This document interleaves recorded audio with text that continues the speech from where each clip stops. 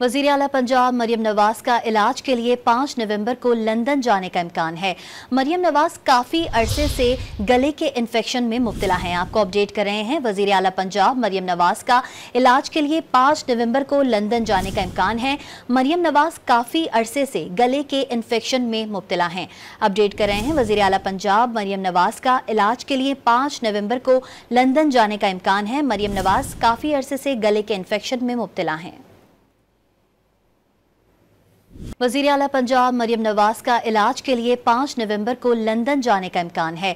मरियम नवाज काफ़ी अरसे से गले के इन्फेक्शन में मुब्तला हैं। आपको अपडेट कर रहे हैं, वज़ीर आला पंजाब मरियम नवाज का इलाज के लिए 5 नवंबर को लंदन जाने का इम्कान है।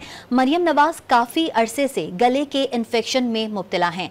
अपडेट कर रहे हैं, वज़ीर आला पंजाब मरियम नवाज का इलाज के लिए 5 नवंबर को लंदन जाने का इम्कान है। मरियम नवाज काफ़ी अरसे से गले के इन्फेक्शन में मुब्तला हैं।